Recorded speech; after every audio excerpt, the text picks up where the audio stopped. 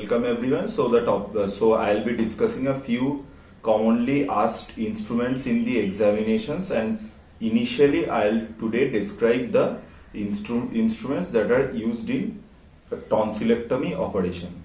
So coming to the first instrument, these two are asked together. So this is Boyle-Davis mouth gag with tongue blade.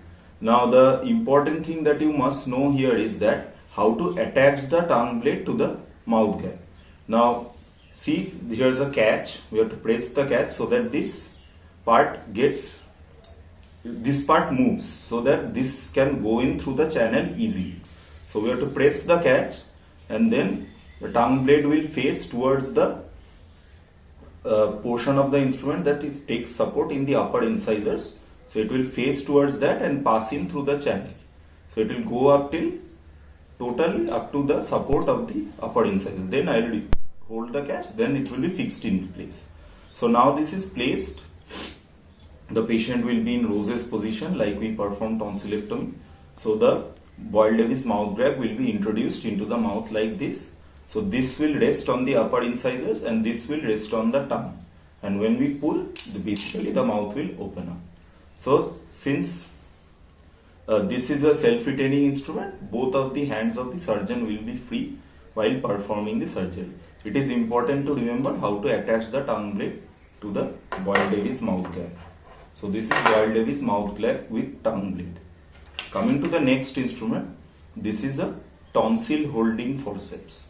So this is used to hold the tonsil, hold the tonsillar tissue and retract the tonsil medially so that we can get space to perform the operation. So the Boyle-Davis mouth gag is in place. So the mouth is adequately open. Then we'll take the tonsil holding forceps and hold the tonsillar tissue and move the tonsil medially so that the space is created between the anterior pillar and the tonsil, and we can start our operation by putting the proper incision. So this is important to remember while performing the tonsillectomy on the right side.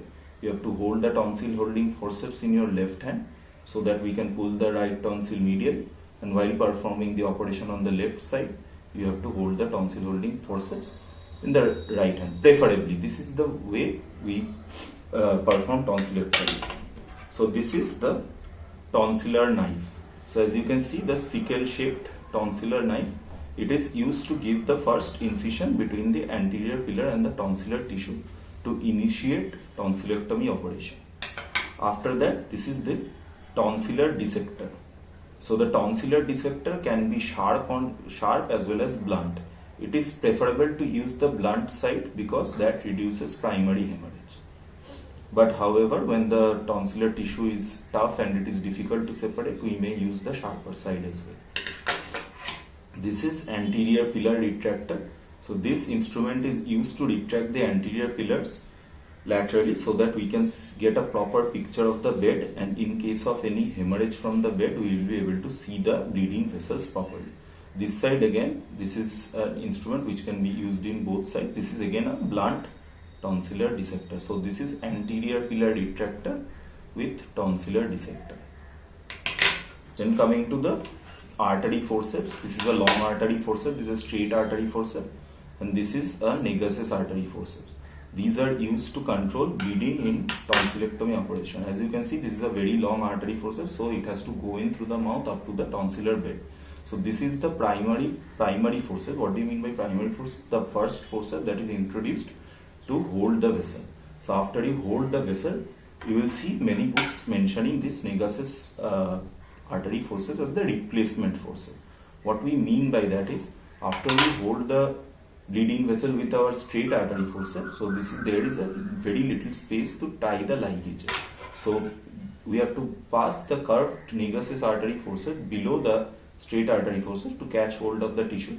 Because of the curvature, it is easier to get hold of the bleeding vessel, and then we can pass our ligature with the Negus knot tire below the Negus artery forceps and tie the bleeding vessel accordingly. So these are all the most commonly asked instruments in tonsillectomy operation. Along with this, I have also brought a St. Clair Thompson's adenoid curate with cage. So two important things that you must remember about this. This thing is held in dagger holding fashion. So we have to engage the adenoids with the instrument like this and then pull below so that the adenoids get removed. Now, what is the importance of the cage? So the cage acts as an extra layer of protection between the teeth here, which are used to remove the adenoid, and the posterior pharyngeal wall. If there was no cage, it would have caused uncontrolled bleeding from the posterior pharyngeal wall muscles. So these are the commonly asked instruments in the exams for tonsillectomy as well as for adenoidectomy.